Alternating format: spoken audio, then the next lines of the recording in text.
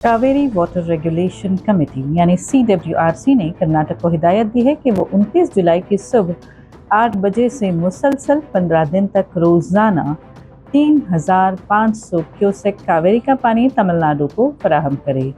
CWRC के 139वें इजलास में ये फैसला किया गया, जिसमें कावेरी बेसिन से ताल्लुक़ रखने वाली तमाम रियासतों के नुमाइंदों ने वीडियो कॉन्फ्रेंस में शिरकत की।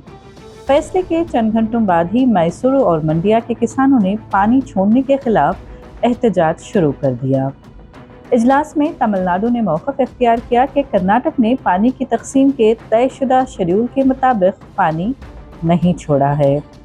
रियासत के मुताबिक 1 जून से 26 जुलाई तक इसे सिर्फ 3.543 TMCFT पानी मिला, जिसके बायस मजमूई तौर पर 35.391 TMCFT की कमी हुई है।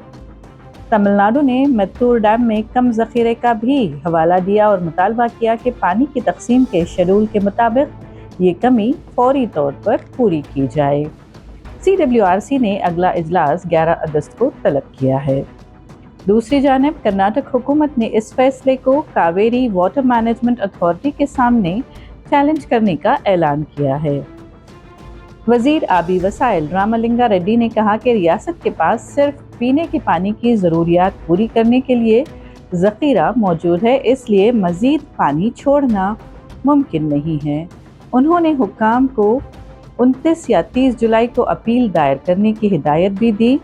इधर अपोजिशन लीडर आर अशोका ने कांग्रेस हुकूमत पर कर्नाटक के मफादात के तहफ़्फ़ुज़ में नाकामी का इल्ज़ाम आयद करते हुए फौरी तौर पर फैसले को चैलेंज करने का मुतालबा किया है।